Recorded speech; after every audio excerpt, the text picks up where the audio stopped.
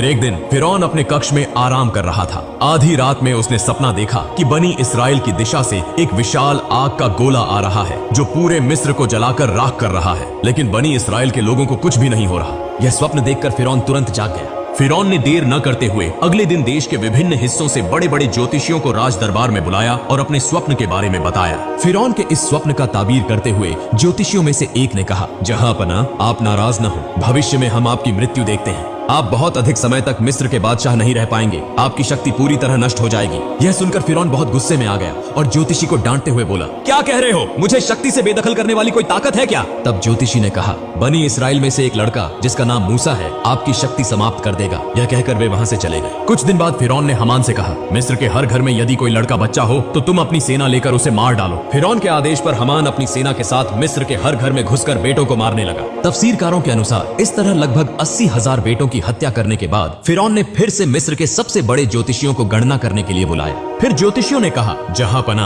हम गणना करके देख रहे हैं, आपके द्वारा मारे गए लड़कों में मूसा नामक लड़का नहीं है। फिरौन ने कहा, अच्छे से गणना करो। इस बार ज्योतिषियों ने कहा, जहांपना, हम गणना करके देख रहे हैं, चाहे आप उसे मारने की कितनी भी कोशिश करें, आप उसे मार नहीं सकते। मूसा नामक यह लड़का आपकी शक्ति को नष्ट कर देगा और वह लड़का अब बच्चा है। यह सुनते ही फिरौन और गुस्से में आ गया और तुरंत आदेश दिया, तुम लोग हर घर में जाकर तलाशी लो, जहां भी मूसा होगा उसे मार डालो। यह खबर पूरे मिस्र में फैल गई। तब हजरत मूसा अलैहिस्सलाम की माँ बहुत चिंतित हो गई। वह सोचने लगी, अपने बच्चे मूसा को कैसे बचाया जाए। ठीक उसी समय उनकी बेटी मरियम नदी के किनारे बकरियां चरा रही थी। उसने देखा कि हमान और फिरौन की बहुत सी सेना उनके घर की ओर आ रही है। यह देखकर मरियम बहुत जल्दी अपने घर लौट आई और कहा, अम्मा जान, फिरौन की सेना हमारे घर की ओर आ रही है, मेरे भाई मूसा को तुम बचाओ। यह सुनकर हजरत मूसा अलैहिस्सलाम की माँ पूरी तरह चौंक गई। वह बिल्कुल भी नहीं समझ पा रही थी कि अब क्या किया जाए। इतने में फिरौन की सेना ने उनके घर को घेर लिया। ऐसे समय में अल्लाह रब्बुल आलमीन ने गैबी आवाज से कहा, हे मूसा की माँ, तुम देर न करो, अपने बेटे मूसा को जलते हुए चूल्हे में रखकर चली आओ। हजरत मूसा अलैहिस्सलाम की माँ ने देर न करते हुए अपने बच्चे मूसा को जलते हुए चूल्हे में रख दिया और तभी अचानक फिरौन की सेना घर में घुस आई। वे बोले, हमें खबर मिली है कि तुम्हारे घर में मूसा नामक बेटा है, जल्दी से उसे हमारे हवाले कर दो। तब हजरत मूसा की माँ ने कहा, देखो, यह तो मेरी बेटी है, यदि मेरे घर में मूसा है तो तुम लोग उसे ढूंढ कर देखो।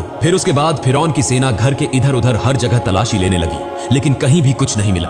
आखिरकार वे सभी वहां से चले गए। फिर हजरत मूसा अलैहिस्सलाम की माँ रोते रोते उस जलते हुए चूल्हे के पास गई और देखा कि हजरत मूसा अलैहिस्सलाम जीवित हैं और उसी जलते हुए आग में खेल रहे हैं। अल्लाह की कृपा से हजरत मूसा अलैहिस्सलाम का एक बाल भी आग में नहीं जल गया। तब हजरत मूसा अलैहिस्सलाम की माँ ने अल्लाह का शुक्र अदा किया और कहा, हे अल्लाह, तुम सभी शक्तियों के मालिक हो, तुम्हारी सारी प्रशंसा है। अल्लाह, तुमने मेरे बेटे मूसा को बचाया। इसके बाद हजरत मूसा अलैहिस्सलाम की माँ ने उसी रात एक सपना देखा। अल्लाह रब्बुल आलमीन कह रहे थे, तुम एक लकड़ी का संदूक तैयार करो और हजरत मूसा अलैहिस्सलाम को उस संदूक में रखकर नील नदी में बहा दो। इस बीच अल्लाह रब्बुल आलमीन ने हजरत जिब्राइल अलैहिस्सलाम को बुलाया और कहा, हे जिब्राइल, तुम जाओ और मूसा अलैहिस्सलाम की माँ की मदद करो। यह आदेश पाकर हजरत जिब्राइल अलैहिस्सलाम मूसा नबी के घर की ओर चल पड़े। सुबह हजरत मूसा अलैहिस्सलाम की माँ अपने घर के सामने बहुत चिंता में बैठी हुई थी। उसी समय देखा कि एक दरवेश उनके घर आया। फिर मूसा नबी की माँ ने कहा, आप कौन हैं? मुझे तो आप पहचान में नहीं आ रहे। तब वह व्यक्ति अपना परिचय छुपाते हुए बोला,